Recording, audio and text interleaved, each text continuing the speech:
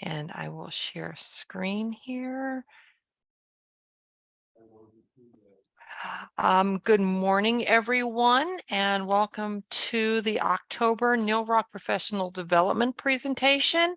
Our title today is Missing Voices, the Importance of Publishing from the Community College Library Viewpoint. My name is Amy Glass, and I'm Information Services Librarian at Illinois Central College. I am also the chair of the NILROC Professional Development Committee, and as of earlier this year, also a published writer in community colleges, in community college scholarship. So that was kind of what got us on the idea of that. I think I will let Spencer and Terra introduce themselves. Spencer, if you'd like to go first. Sure. Hi, everybody. Good morning. Spencer Brayton, Director of Library Services at Waubonsee Community College. Good morning, everyone. Terra Jacobson. I'm the Dean of Learning Resources at Moraine Valley Community College. So at this point, our slide should have changed, hopefully, so everyone is here. This one's going to talk about, we'll start off with talking about our publishing journey. And since I'm speaking first, I will go ahead and go first and then let Spencer and Terra take over at this point. I will be perfectly honest. As of 4 years ago, I would have never, wasn't even planning on being a published writing something for scholarly publications, but my colleague Brian Clark had an idea and he asked if I was interested in doing so, and I was like, sure, why not? It would be something to add to my CV, things of that nature. So that kind of got us started on the whole idea of being published, and that it really didn't. And it just kind of went from there, and it turned out to be a very rewarding process for both Brian and I. We're already talking about what our next project will be. It may not, I don't think it's going to happen this year, but it will be happening soon. And so that is kind of one of the things. I will say, though, that this is from the publishing viewpoint. I have given many presentations, and that is a different way of publishing. I've done couple of different presentations at Illinois Library Association convention. I've done some other presentations for NILROC as well. So that is a different way to think about publishing too, if you're not into the whole writing thing. So I think that's all I have to say. So Spencer or Terra, you're up next.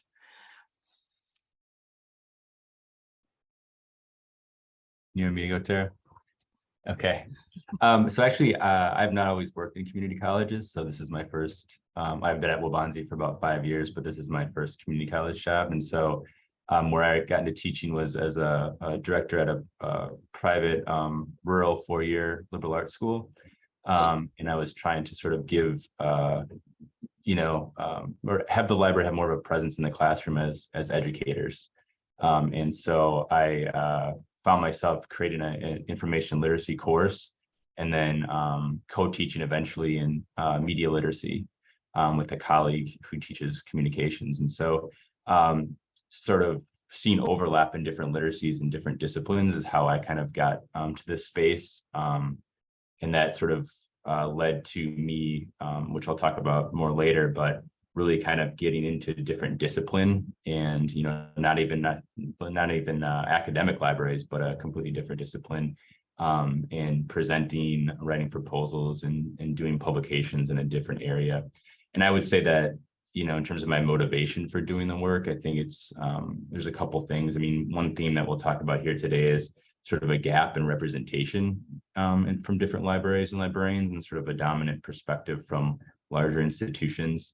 I think as well as, being in a leadership role, I still have a passion for teaching and how to support teachers and educators. And so this work allows me to be reflective and keep a pulse on how I can support faculty and librarians or both. And so I think I'll leave it there for now. Give it to Terra. Thanks, Spencer. Yeah, so my publishing journey, I think, started almost by accident in graduate school. So when I was at Indiana University, I decided to pursue a second master's degree because I was just enjoying the research so much. And so I think that's where that began.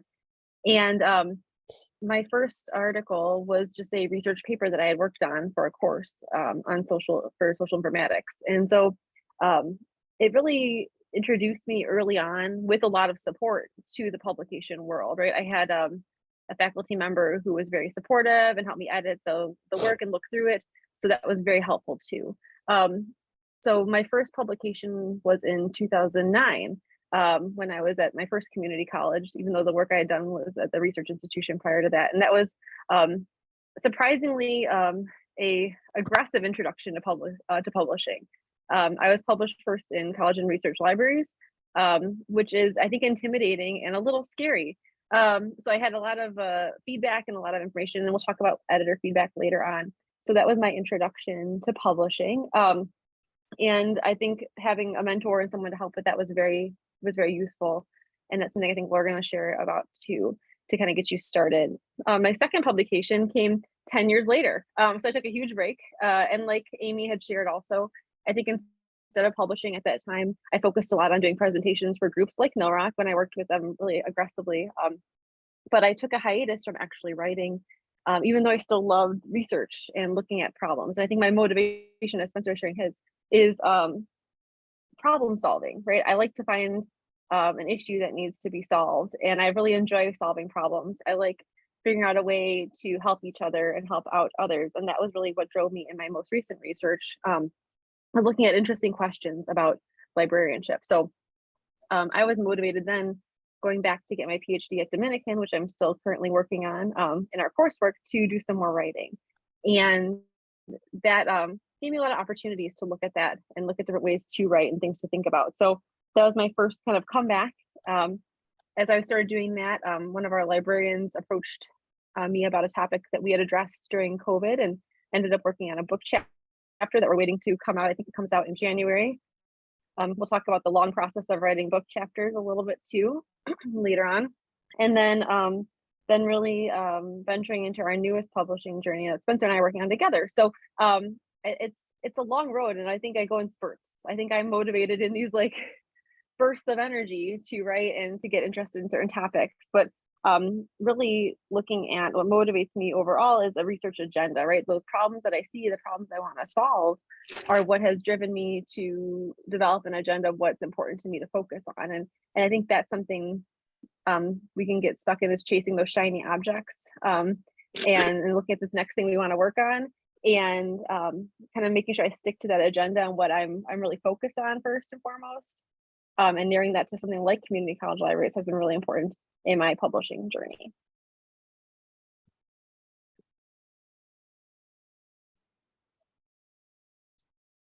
I think I'll kick this one off, Amy, if that's all right.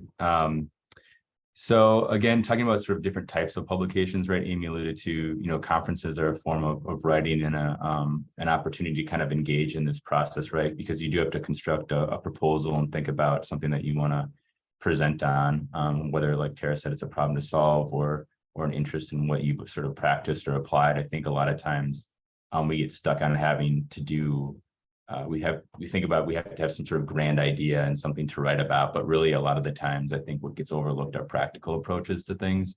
And so thinking about some of that in terms of conferences, right? Or even journals, like we have book chapters, blogs, etc. I think a lot of times blogs get discounted, although I don't know, more so, I've chosen to follow folks that I think really are educators too, that really make a point about having a robust blog, and how that is really a form of academic writing in some sense, but it removes, I think, barriers, and reaches a wider audience. I think blogs also are a way for you to generate ideas in terms of what you want to work on and what you want to do. And so as well as websites, I know, Terra and I will talk about that too later, but that's how I sort of started, with my sort of co-author is, you know, when we started teaching together, we created a website and then would sort of write together about our journey in a blog post. And so that's sort of how we also got, you know, connected with folks in the field and in our work group too. So I don't think those things should be discounted, you know. And then the more formal journals and books and chapters and things like that, I think it depends on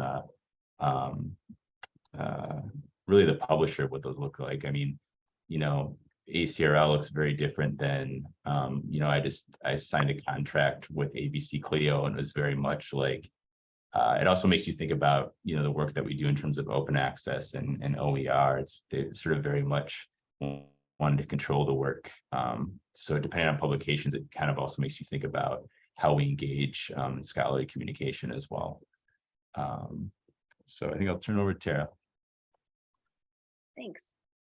So I think to me, for a while, maybe why I got stuck in a rut for 10 years of publishing, is that you sometimes think about generating ideas and they have to be these big ideas. And I think you start trying to find what is that next big topic, or maybe you get wrapped up into what's going on social media, or you see these large research level institutions publishing, and the churn that they have to do and the work that they do and the funding that they get to do those research projects. And it can be sometimes almost demotivating to look at how fast that process works and the time that they're given to do that work.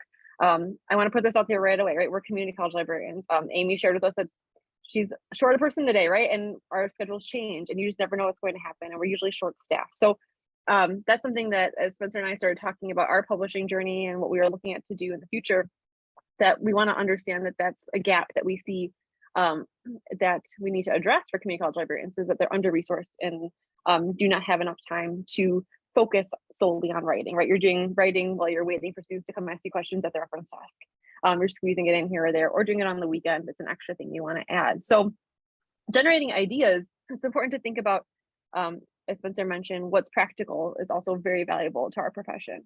I think sometimes I get frustrated when I read publications in college research libraries and other journals that they're sometimes a little too impractical for the work I do.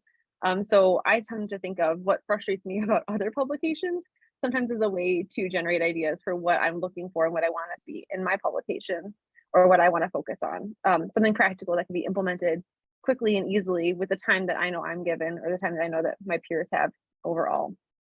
Otherwise, you know, sometimes when generating ideas, I tend to focus and recently on calls for proposal. So one of our projects that Marie Martino and I worked on in our library that we're waiting for publication was a call for proposal. And we noticed that they were talking about, for a book, looking at crisis management in academic libraries. And we thought we could offer a really unique perspective on crisis management and how we planned for that with a change-focused culture in our library. And so that call for proposal just resonated with us. We said, this is something we're already doing.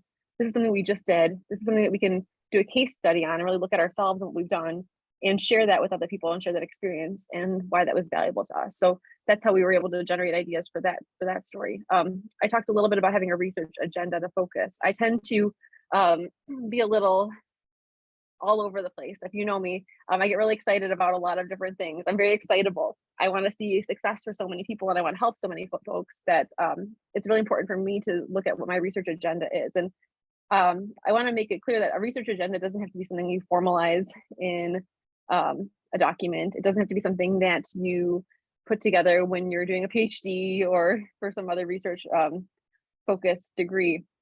A research agenda can just be something that you kind of note for yourself and highlight maybe in a notebook that you write down some notes about that you want to stay focused on and to refocus what you're looking at. Because if you're anything like me, you could go down a research wormhole, right? Where you start looking at one topic and you get really excited about it and you just continue digging and digging and digging, and then the writing never happens. So I think having an established research agenda helps you generate ideas and helps you focus when you read other articles on what will support the work that you're going to continue to do.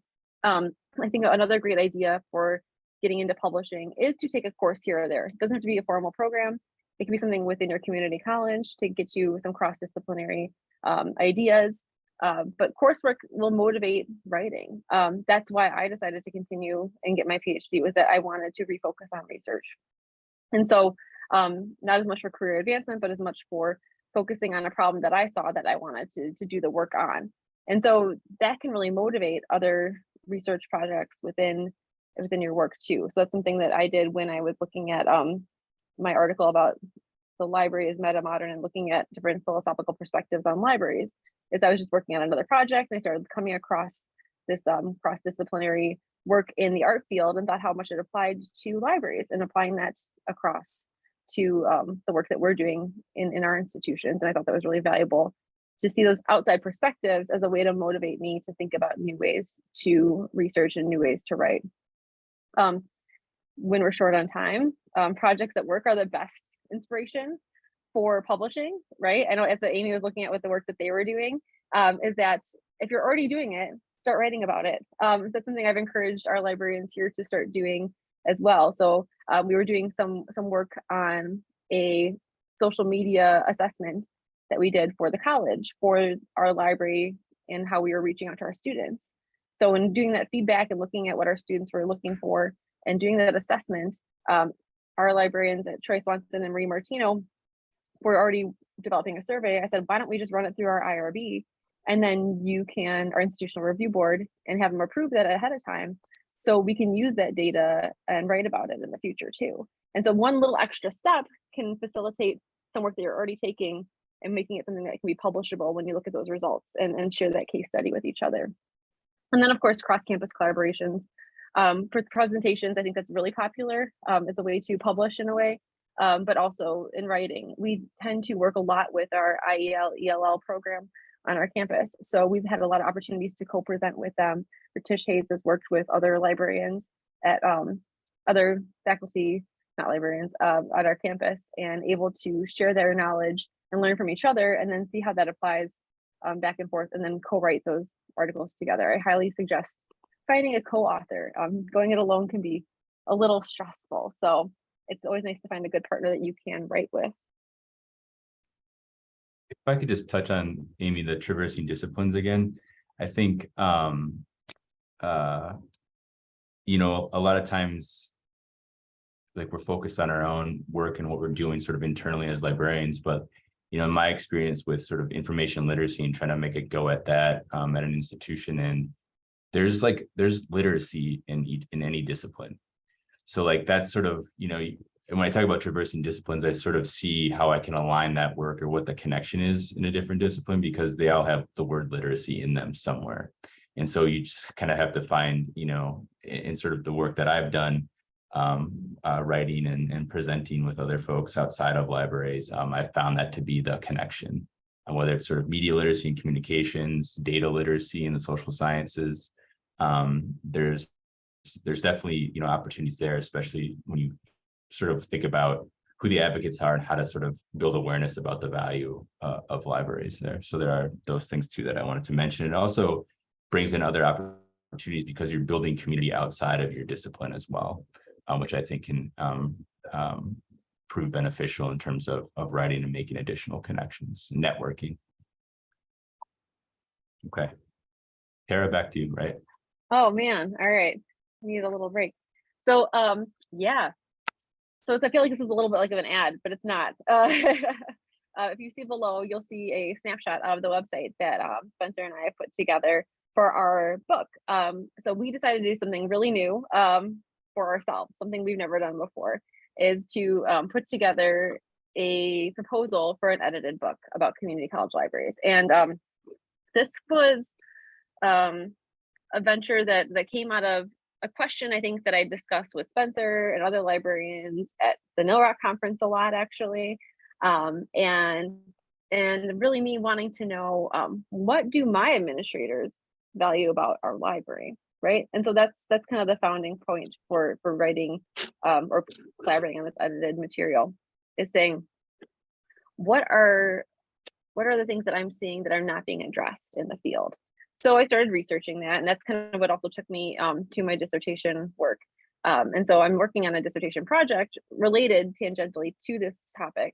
So I get to do a 2-for-1, which is a great opportunity whenever you're writing, is find different ways to take parts of what research you're doing and pull it together and make multiple, I think they call it the least publishable units, but the minimal publishing units that you can create out of multiple research. So that's a sneaky way that a lot of larger universities get more out there. But taking that topic and saying, okay, how can we make this something impactful, right?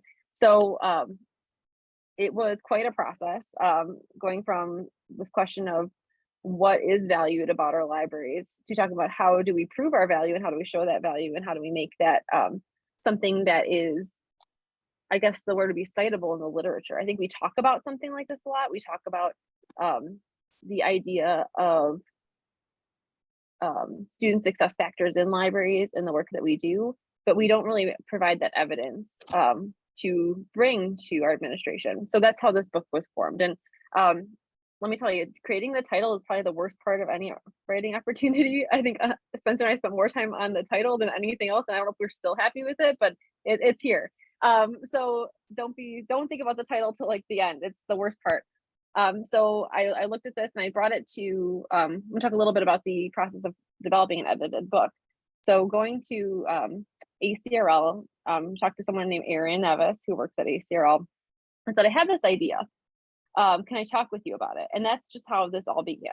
As I said, I'm really interested in talking about this topic, looking at the value of our libraries, and we're seeing this giant gap in the literature. When I'm doing my research, looking at value literature and the value studies that have been done, they really focus on four-year universities or universities that go beyond with master's degrees and PhD programs.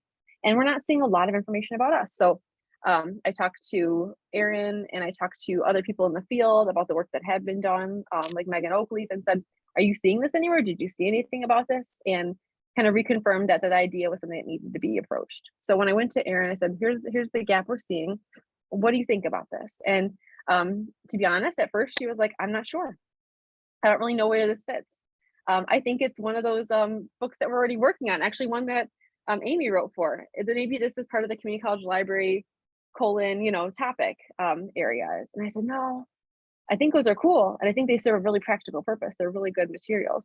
But I think this is like a philosophical topic. So having that conversation, starting that conversation with someone is the first step. And actually, especially with ACRL and anything in libraries, they're pretty helpful. They're pretty kind. So they will make time to sit with you for a half hour and talk about that topic. So that was part of that editing process. And then Spencer and I had to take on the whole development process. So after talking to Erin, I said, all right, I'm going to think about this a little bit more. I'm going to start structuring this. And I decided to reach out to Spencer about this idea because he and I had talked about it a lot.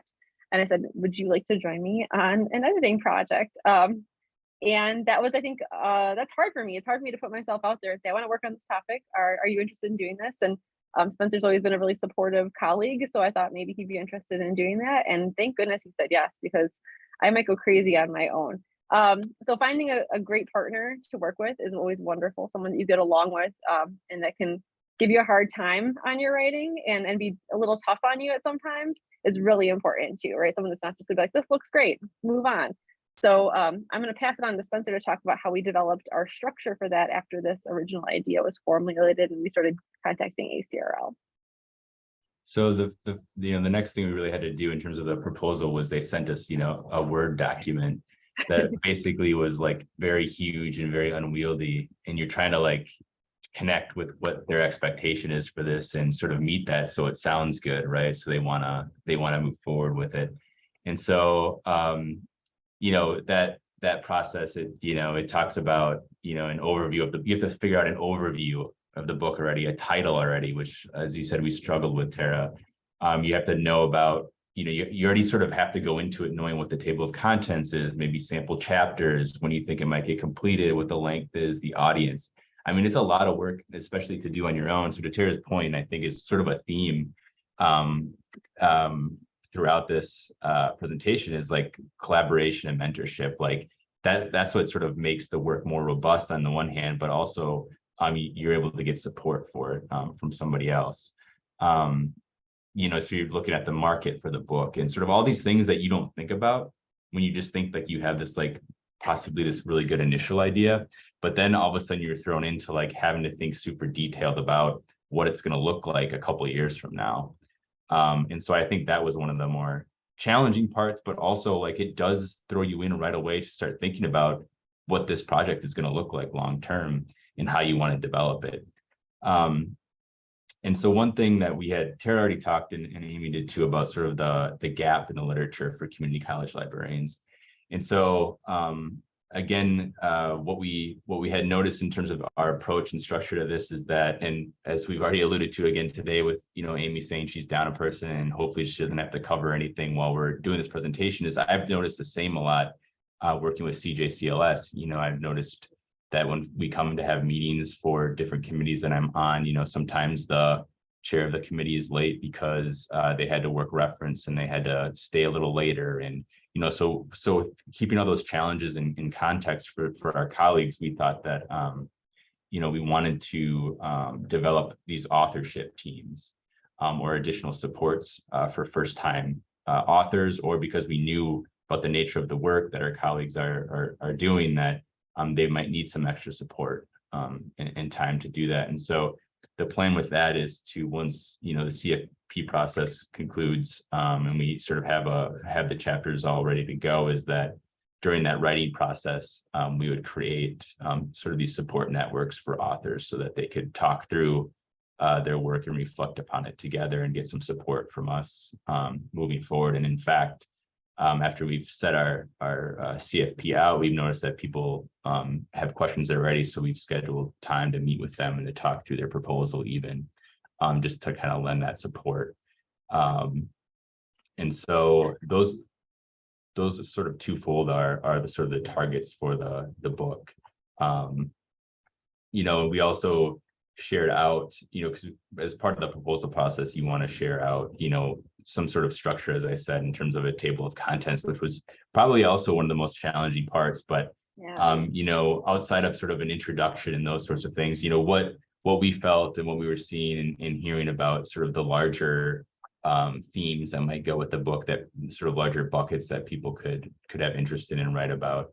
And so we talk about, the background and history, like a historical look at community college libraries, current issues and narratives. So again, we might have, as we just talked to a potential author last week, you might have a more academic work, but also there's very interesting narratives that I think we all, and experiences that we all share across the country, is what we're finding too. And so we don't want to discount those experiences as well. So working with authors to be able to sort of write their narrative and share their experiences, that would be helpful in this work as well. What community colleges look like in the future, questions for the future, maybe some critiques about the profession to move us forward. And so it was all very challenging to think about all that right away. But again, I think that's probably the point of it, and probably why we got here. And I will say, we sent out, our call for proposals for the first time, I think late last month. And that's been hard too, because, you're sort of, I think at each stage of the process, you feel like you've sort of accomplished something, but there's constantly work to do. And so, you sort of, oh, it's great, this is accepted. Now you need like a marketing and communications plan, because how are you going to get call for proposals? And so we also wanted to make sure we got a well-represented group of authors from across the country. And not only, we know how expensive ACRL membership is right now.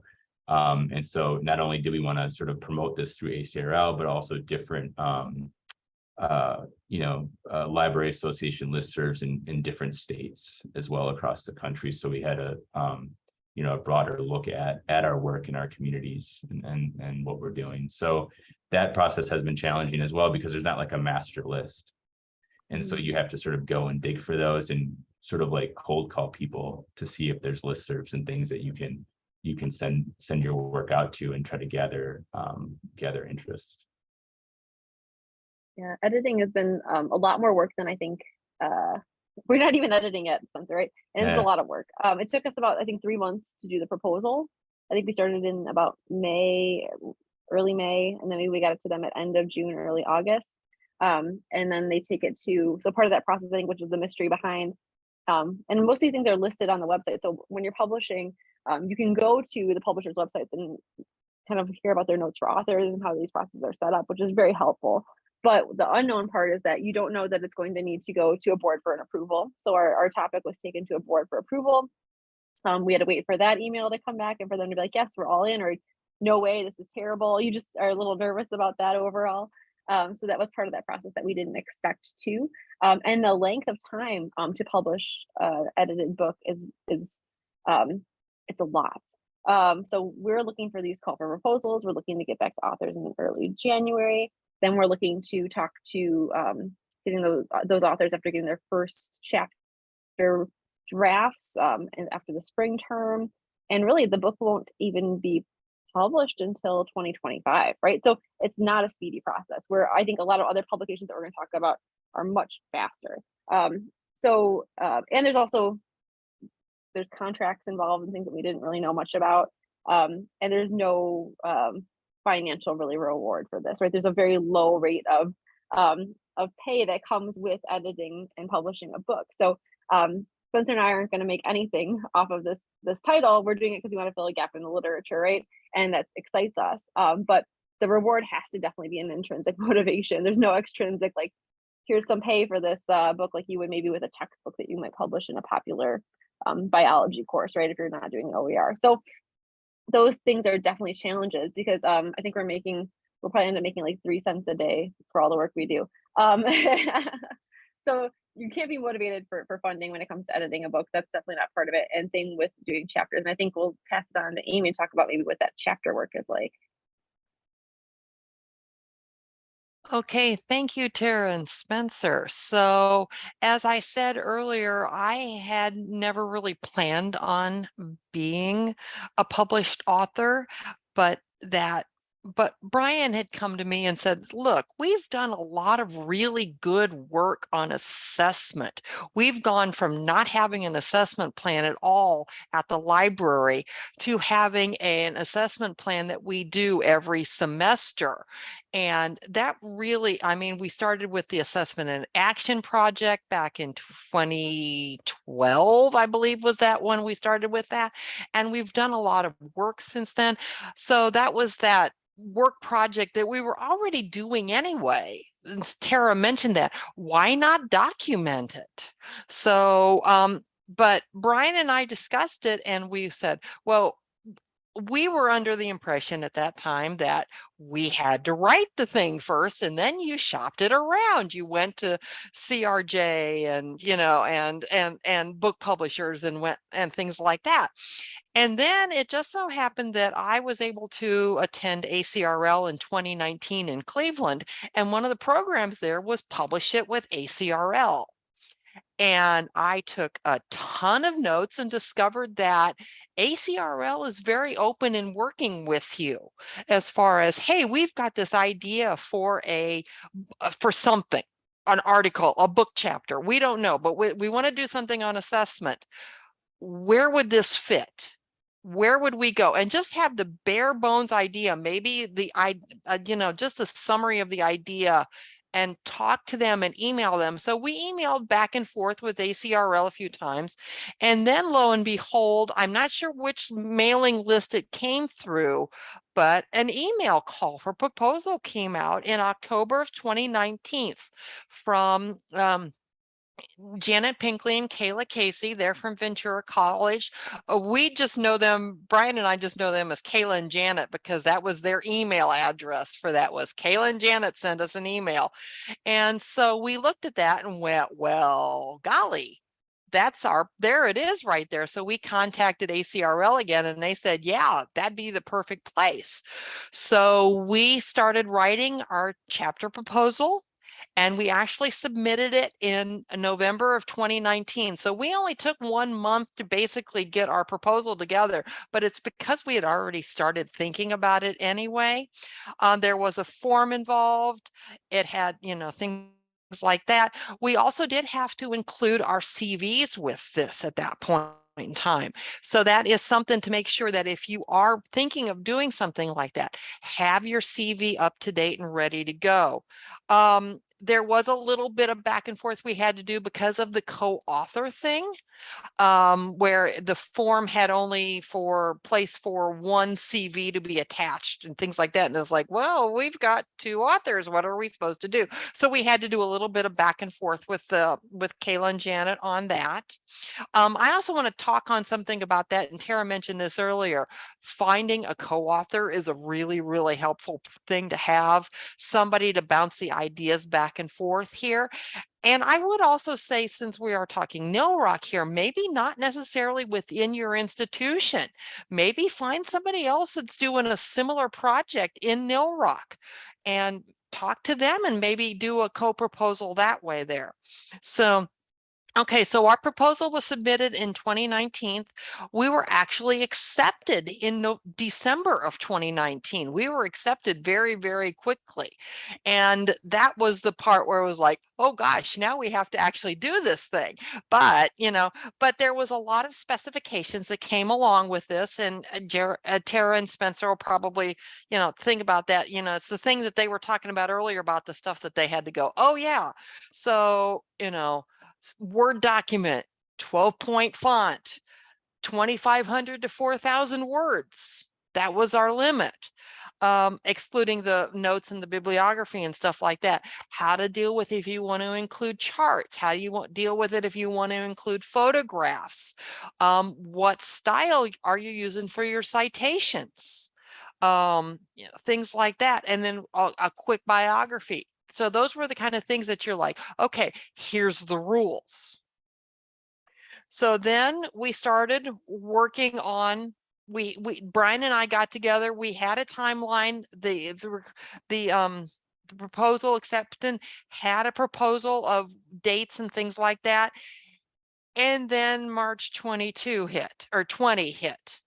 And suddenly it was like, oh, everything. Well, we contacted Kayla and Jana and says, what does that do? And they said, it's really going to only affect us about 3 months. So all the deadlines got pushed back approximately 3 months from that. So, and Brian and I actually kind of liked, it was nice to have the remote work because we could work through Teams and, and very much was able to do a lot of our writing on our own through Teams. So that really, in a way, it kind of worked out well for us. We also, when we were finished, before we submitted our first draft, we had several readers in our college do it. One of them was our boss, because we wanted to make sure she saw it. But we also had one of our writing tutors go through it. That way, that person was familiar enough with the college, but not familiar enough with a lot of the processes that we were doing specifically in the library.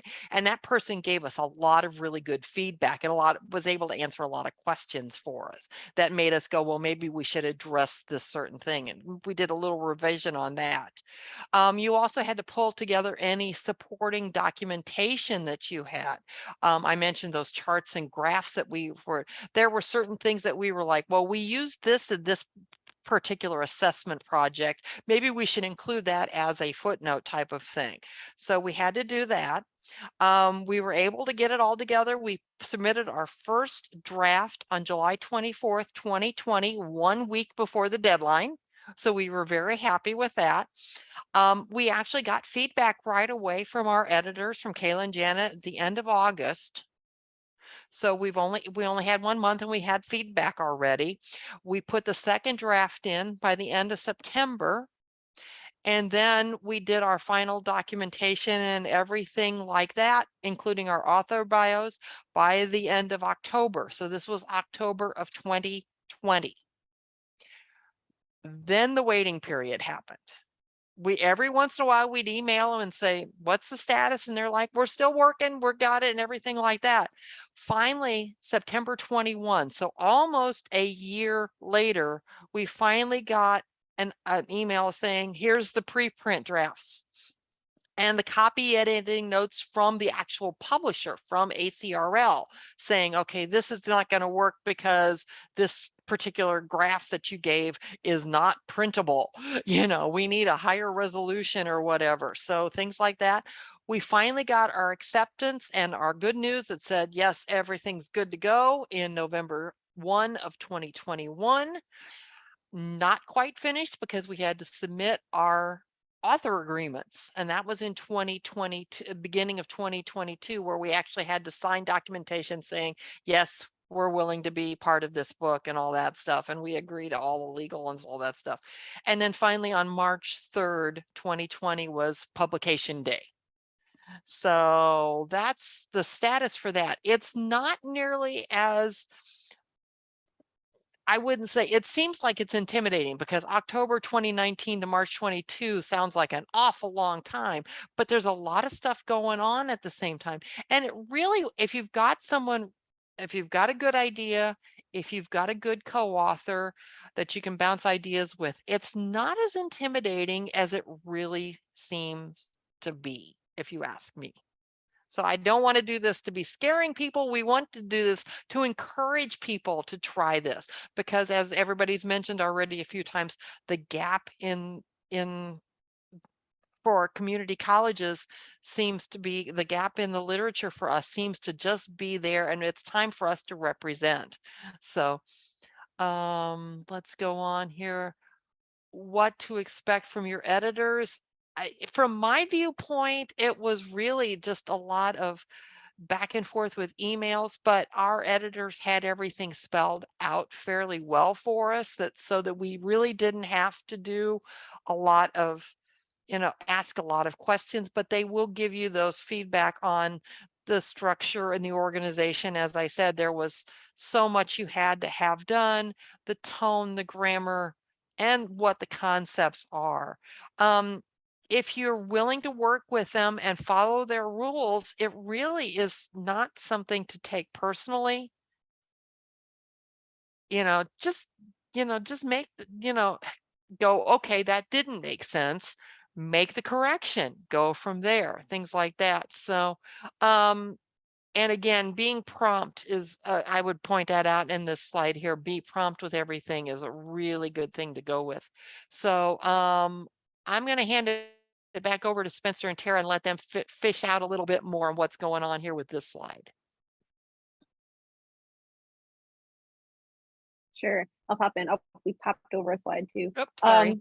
That's all right. So yeah, I think I've had a vast a variety of responses from editors, right? I've had editors that have shared a lot of feedback. So when I worked with ACRL, with College and Research Libraries, it was very intense, like Amy had mentioned, process, very scripted, very exacting. Tables were a certain way. I received feedback on my data analysis, where I was asked to rerun my data and perform extra tests on that data. So if you are doing a more research-based project in that way, that's not a literature review, that's something that I would like to note, is to hold on to your data and hold on to the access to tools that you've used to analyze that data, so you can document how that's done. And they may ask you to run additional tests on that. So that's a roadblock I ran into back with that type of project, where when I published with an open source journal, I sent it into the editors for feedback, and I was anxiously awaiting so many details, and I received zero feedback. And they're like, great, thank you, we're done. And so that was shocking to me. I was ready for a lot more detail. I was hoping that they might help me hone my article a little bit more. So understanding that there's this big spread in what you're going to experience with editors. And then the chapter that we are waiting for those final steps on right now, that we're working on, that we had some issues with what the editor's feedback was for us. Marie and I looked at the feedback we received, and we didn't agree with the feedback. It didn't address the topic the way we had planned to address it. So we thought maybe we were unclear. We had to change our wording, had to change the way that we formatted what we were saying to make our concepts a little bit more clear, and they were understood differently. So they're not in your brain. They're not going to know exactly what you're thinking. So be ready to also challenge your editors when appropriate and necessary. And also sometimes you may need to manage your editor depending on their level of organization. It sounds like Amy had a great experience. Sometimes someone may not respond to you very promptly, and you'll have to follow up or make sure that they've received your materials, or guarantee that you've gotten the feedback that you're looking for, or that they saw the changes that you made. So it's just like dealing with coworkers. It's just like dealing with anyone on your campus, right? There's different people and different personalities and different types of organization. So be prepared to learn what they're like and manage your editor. It's going to be part of that process. Spencer? Yeah, I mean, I agree with, I've had similar experiences to both of you. I think too, I've had, where you don't have a lot and it's just sort of you send your initial draft in and then they come back with a few copy edits and you think that's it. It was that good the first time around? I guess so. So it sort of fits. But then I've really had some really quality editors in two publications that really uh, pushed me to think, or pushed, myself and my co-author to think about the work and the field and how we're situated, our topic was situated within it.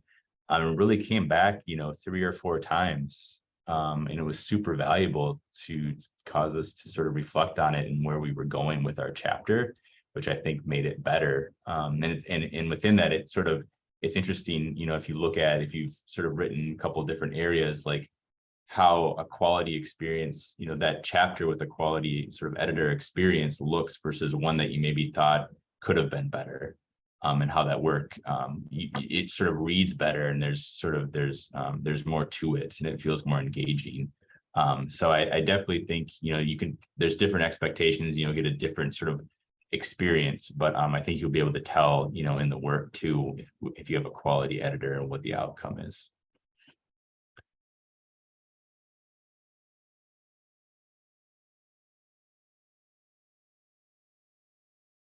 So at this point, that is pretty much all of our presentation. We have about 10 minutes left. So does anybody have any questions for us?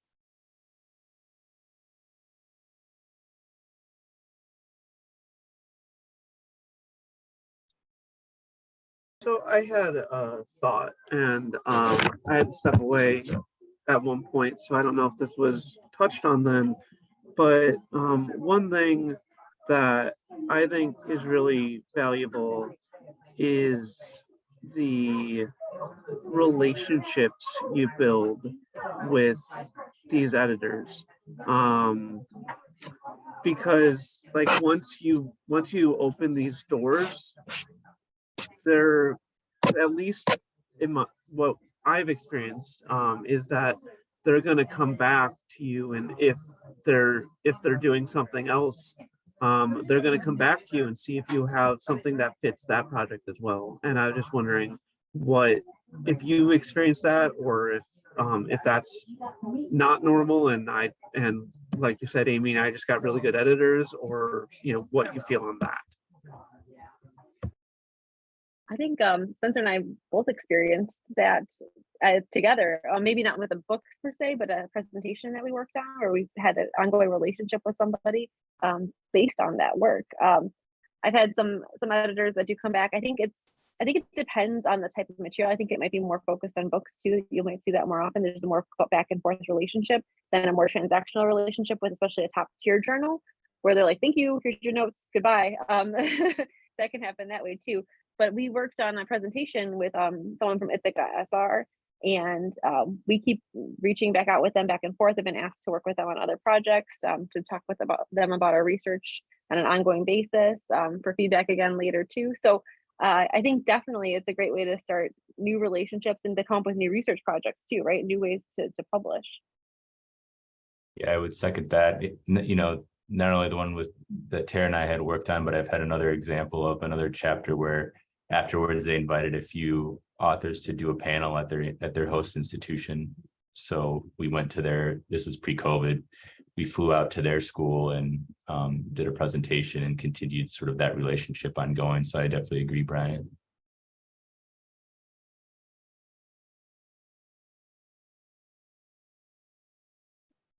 Anything else?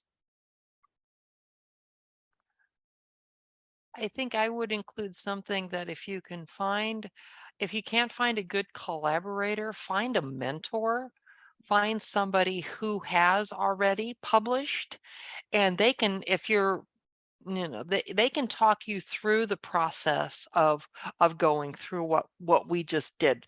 Brian and I kind of learned it together, but it was nice to have that somebody there. But there's, if the project is something that you alone have done and want to take it on as something that you alone get credit for, find somebody who can actually help you through the process of going through the writing and or create an article or a book, editing a book and things like that. So any other questions, comments?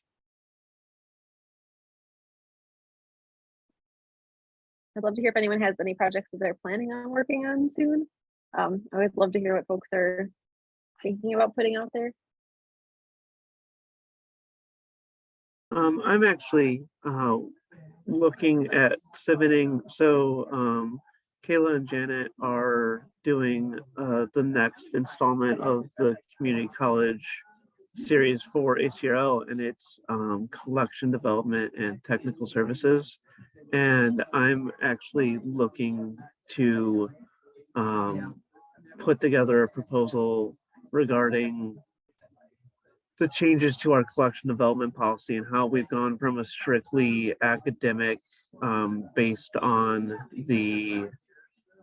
we buy books based on the programs at the college to more of a holistic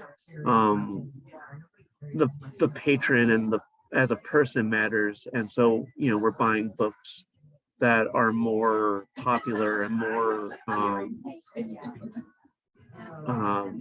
pleasure reading, because you have to reach people as they are people rather than just as students.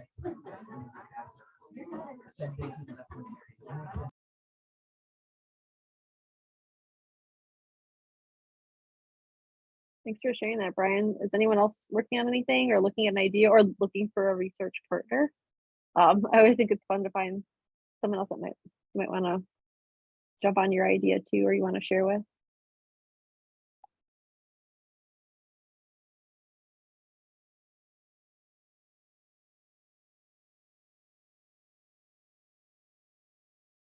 Hopefully, maybe this presentation is getting some people thinking about that. That's what I'm hoping for with this. So, Oh, there's a comment in the chat. Valerie's yeah. looking for a research partner to discuss outreach during COVID. Oh, that'd be a good topic. Absolutely. Yes. Yes. So I probably would suggest working on the using through the NILROC list and see if anybody would be interested in something like that.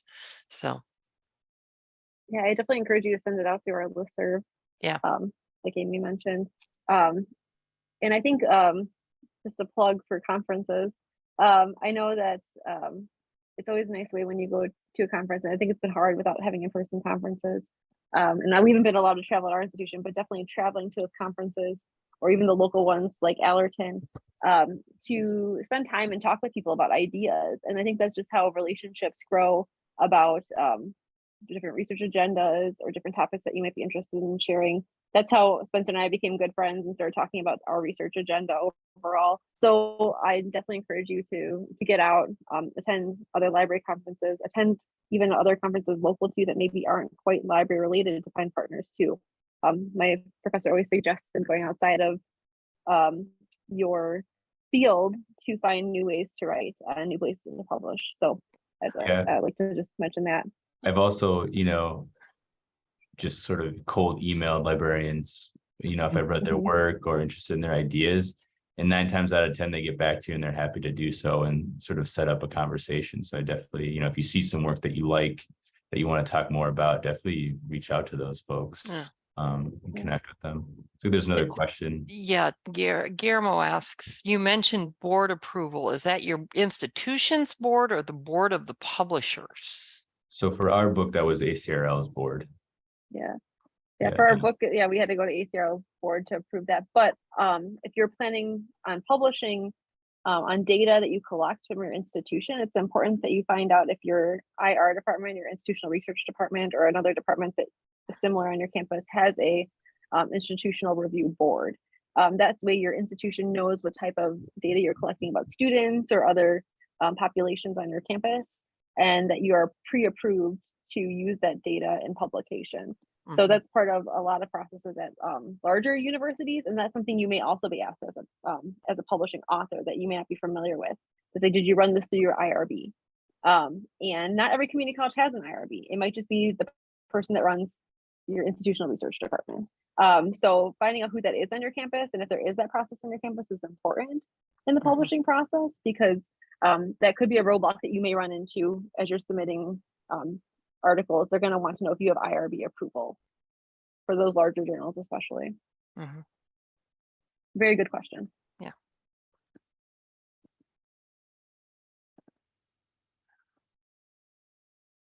I know we're coming up on the end of the hour. Are there any Yeah. last questions? Thanks, not- Amy and Lois. Appreciate you pulling us together.